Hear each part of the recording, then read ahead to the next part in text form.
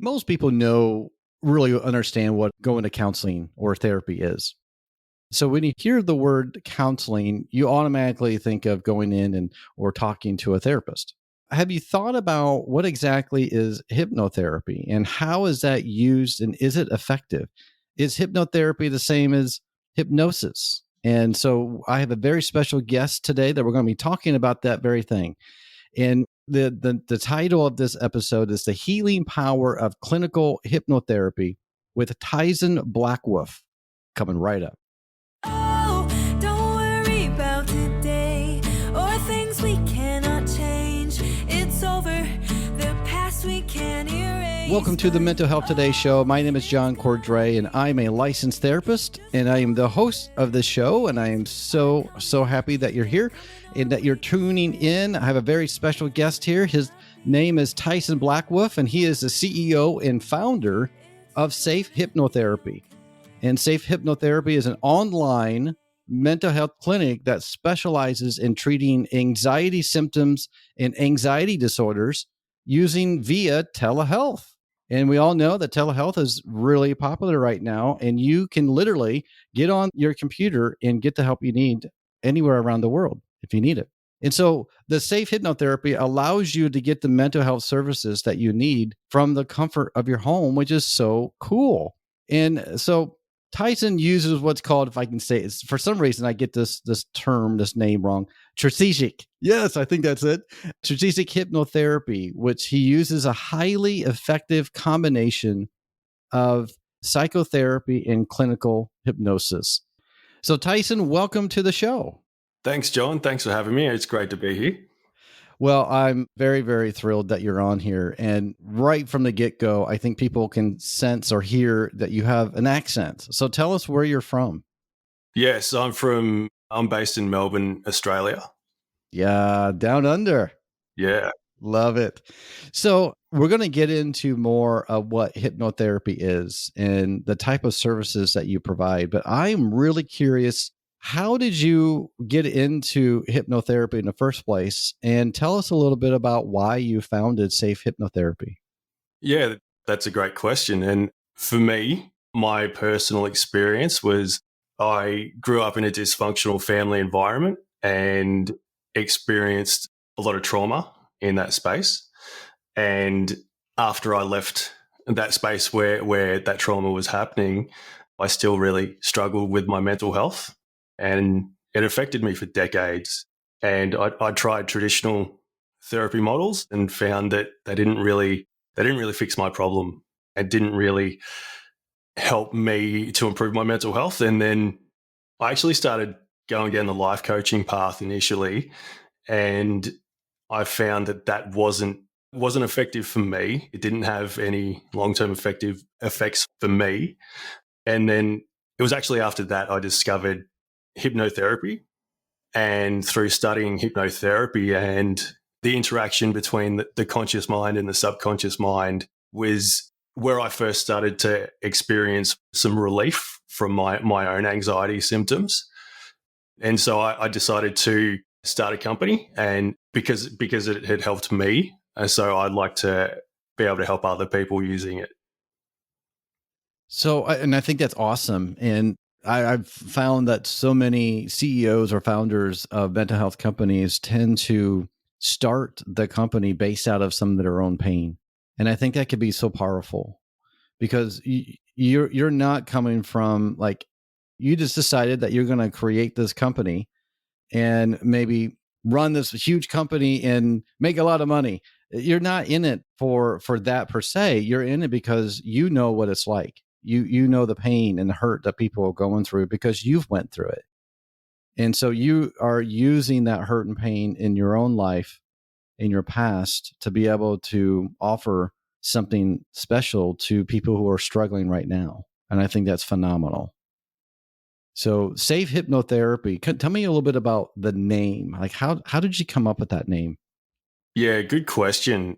I had a lot of ideas, and it's one of those things where you're never really sure which name is the best way to go. But there is some misconception around hypnotherapy and stage hypnosis. And there's a misconception that when you're in the hypnotic trance state, that the hypnotist has complete power over you. And that's not actually true. Anyone in that has been hypnotized has the power to pull themselves out of a hypnotic trance if they're receiving suggestions that they don't agree with or they find offensive. And so I wanted people to know straight off the bat that this is a safe therapy model. And so through choosing the name Safe Hypnotherapy, it's communicated through the branding, which is what I wanted to communicate. I love that. And I love how you start with the word safe. Yeah, right away. As soon as someone sees it, they see the word safe, and it really brings them a lot of comfort, I'm sure. And also with that, it is an online model. So people get to get the mental health services they need from their home or safe place. So it's also on that level where you get to do it from a safe environment where you are protected, you are secure. Yeah. Yeah. And that, I think that level of comfort, it translates into, well, I can literally be anywhere and I can use my phone to and that's the other thing. People have busy schedules and they don't have to be at home. They can be at work in their lunch break, or they could be on holiday somewhere and just open up the laptop computer and be able to do a session. Yeah. That's pretty convenient. That's pretty awesome. So most people know how to do that now. So it's not as foreign as it used to be. Well, Taisen, you mentioned and you brought up a little bit ago, and I think it's a great distinction. You mentioned stage hypnosis, and it's an image that comes to my mind. And I've seen movies, and I watched movies where these hypnotists, I guess is the official term, and they're on stage. They're on stage, and they're reading people's minds, or maybe they have people come up on stage, and they make them act like a chicken, right? Count down, and then they get in this transient state, and then they act like a chicken, and then they make fools of themselves, and they feel embarrassed afterwards. That's not what you're talking about. That's not the same as hypnotherapy, correct? Yeah, correct. So it's important to understand that we all go into hypnotic trance on a daily basis every day of our lives. It's a natural state of being. It's actually a natural part of the human process. And whenever you daydream, you're experiencing hypnotic trance. So if you're able to, for example, imagine a pink elephant, that's the part of your mind where you can start visualizing a pink elephant. That's the part of your mind where that's the trance space. So clinical hypnosis is actually the act of guiding clients into that trance space and then offering them positive suggestions that's congruent with their identity and their personality to help them shift or resolve problems within their subconscious mind. And so with stage hypnosis is using that principle of being able to take people into trance also. There's a really important distinction here that the stage hypnotist he asks for volunteers. So in that process, only extroverts will volunteer to get up on stage. So introverts have no interest of making a fool of themselves in front of their friends, whereas extroverts are generally happy about doing that sort of thing. And so it's only extroverts that will get up on stage. And it's also a form of compliance because the stage hypnotist will ask them to do certain compliance tests. So one will be holding your hands together as tight as you can, and then the hypnotist will come up and see if he can separate your hands. So he's given them the command that you have to hold them as tight as possible together, and he'll come and try and separate them. So the ones that he can separate, he will ask them to go back into the audience. So what he's actually looking for is people that will follow his instructions. So there's an element of, yes, these people are hypnotized, but they've also been whittled down from a large group to a small group, maybe 5 people or 10 people. And these are the people that are the most compliant and also highly suggestible. So the people in the audience, majority of the people in the audience will not be highly suggestible. So he's being selective about who he's choosing to bring up onto stage and who he is or she is getting to do silly things for the purposes of entertainment. And so there is an element of hypnosis that goes on, but it's a little bit like smoke and mirrors.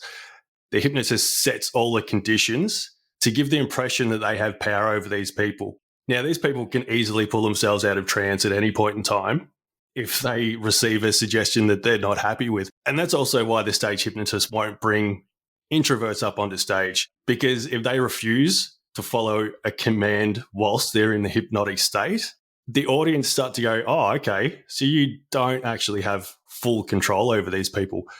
But that's the illusion that they're trying to create. So that's why they're very selective about who they work with on stage. That makes a lot of sense. And so there's an actual form of selection at the very beginning, and the power of suggestion by the time people get up there is very likely. But the type of service that you have, you don't do that, right? You don't go through that, and you don't only talk to extroverts. Correct. Now tell us a little bit about hypnotherapy, because you did a great job, very, very good job of breaking down the stereotypical up on stage hypnosis. Now tell us a little bit more about hypnotherapy and what you do, the type of therapy that you do in your practice. Yeah, okay. So the type of hypnotherapy that we use is strategic hypnotherapy. And that's a combination of strategic psychotherapy and clinical hypnosis. So a typical session is 90 minutes. And the first part of the session is the counseling component to the session. And we talk to people, get an understanding of their situation, where they feel like they're stuck, what's going on for them. And then through the psychotherapy, we ask some questions, a lot of what questions, a lot of how questions. And those questions actually elicit the client's process. So a lot of the times clients will have processes that to an extent are subconscious, and whilst they do the process or habit, they've never actually spoken about their process, or they've never verbalized it. It's through asking the how questions, they have to internally analyze their process. And it's often through that process of asking the how questions that they themselves analyze how they're doing things, and they will verbalize it. And part of our model is also that not every one of your thoughts and feelings is valid. All of us have thoughts and feelings that are invalid. And part of what we do in the strategic psychotherapy is if there are any invalid thoughts, we'll challenge them and ask them how questions around that. And then a lot of the time, the clients actually come to their own aha moments and kind of realize where they're tripping themselves up. And then once we do the strategic psychotherapy, so there's also something we use is called the Gordian Pillars of Strategic Psychotherapy, which was developed by Gordon Young from IAP. And so it gives us a way of understanding how people structure their problems. And so it gives us a really good understanding of anxiety and how to break it down, because there's certain pillar structures that if we target, we can actually stop people from running the process of anxiety, because anxiety is something that people do to themselves.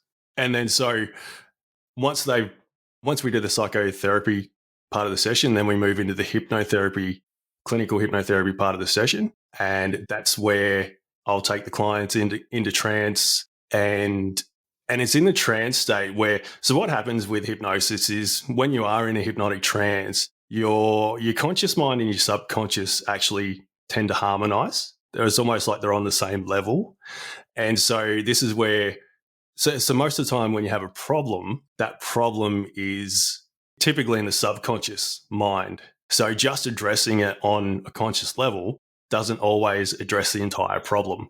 So once clients are in that hypnotic state where the conscious mind and the subconscious mind harmonize, that's when we can start to offer some positive suggestions around information that we've gathered through the psychotherapy component of the session to get their subconscious to look at past traumas from a different perspective. Potentially it's, well, what did you learn from that?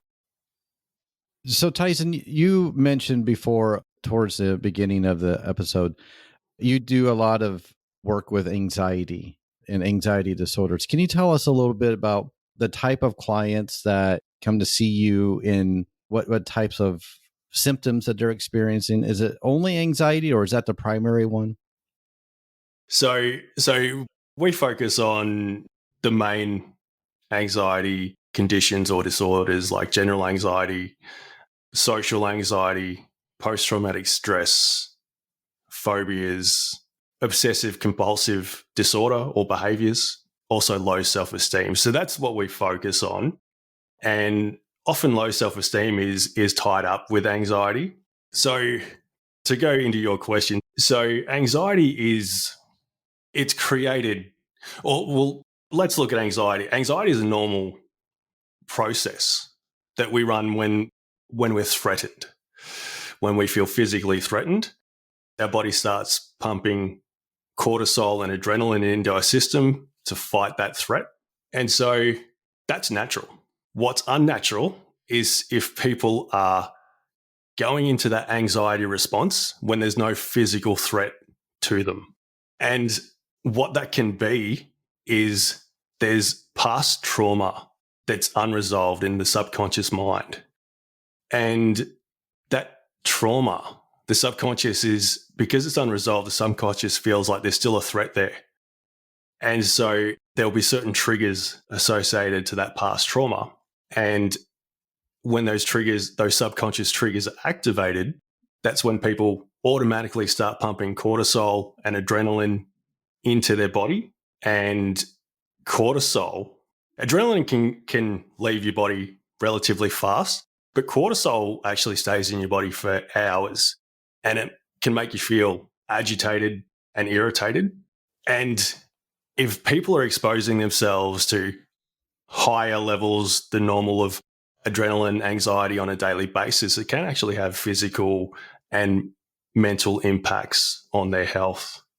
That's exactly right. And so when someone is maybe listening to this and they're experiencing some of the exact symptoms that you're talking about, a lot of anxiety, a lot of fear, phobias perhaps, and it does affect them physically. And whether it's a racing heartbeat or maybe palpitation in the heart, sweating, nausea. So there's a lot of connection between the mind and the gut in our body. So that's been proven. And from what you're saying is the hypnotherapy, the type of hypnotherapy that you provide, it's a little of the counseling, the psychotherapy, but it's also this state of being in a more of the subconscious mind as well. I want to make sure I'm saying this right, but you wanting to kind of tap into the subconscious mind when it comes to hypnotherapy. Yeah, so a lot of people would be familiar with the saying that we only use 10% of our mind. So that's not actually accurate. It's more accurate to say we use about 10% of our mind is the conscious mind, and 90% of our mind is the subconscious. So our subconscious is designed to keep us alive. It's designed almost to follow our commands. But what can happen, especially if there's unresolved trauma and there's issues of self-worth, we can be sending a whole lot of mixed messages to our subconscious, and it's trying to figure out, what do we want? And it will tend to go off the most emotionally charged messages that are being sent from the conscious to the subconscious mind. So Tyson, just talking about the conscious and subconscious mind, it's actually fascinating because it's so real. I mean, I think everybody can relate to that. And the type of therapy, the hypnotherapy that you do, it really kind of taps into that subconscious mind. And you're right. We are in our subconscious mind all the time. We may not realize it, but we are. And the type of therapy that you provide taps into that, as well as psychotherapy. So you do talk through a lot of the symptoms, but it's not just that. So it's not like you talk to someone online about their anxiety and then they leave and they come back the next time. No, it's talking about their anxiety, the symptoms, but then it's also a part of your session is the hypnotherapy part where you try to help them tap into their own subconscious mind. Yeah, and create harmony between the conscious mind and the subconscious mind, because when there's anxiety, there's a disharmony because, like I was saying, the subconscious feels like there's a threat or it's under threat.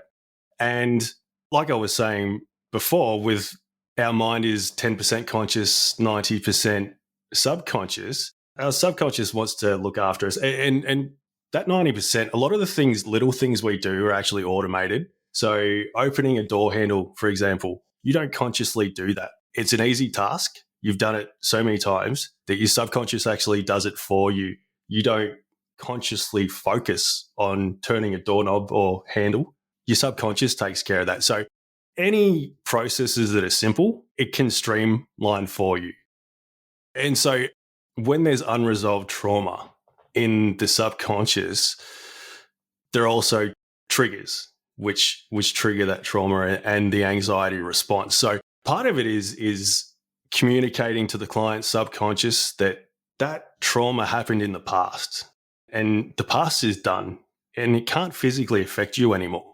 So part of it's effective compartmentalization, where understanding that, and it's also dissociating. Like, yes, that did happen to you, but you've grown. You're a much more mature person than what you were when that trauma happened. And speaking directly with the subconscious mind, we can get it to look at traumatic experiences from different perspectives, get the subconscious to change its perspective of how it felt emotionally about that trauma in the past. And that can resolve the trauma, and then it will settle down. So what happens when you do have unresolved trauma?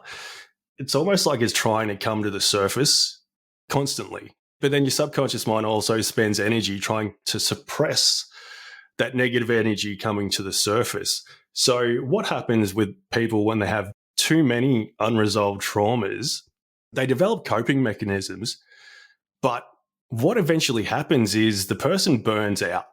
And when I talk about burnout, we're talking about there's a mental fatigue, but then it actually turns into physical medical conditions. So that's where it's really important to look after your mental health, resolve any unresolved past traumas, because if they build up, you're reducing your processing capacity to be able to deal with it.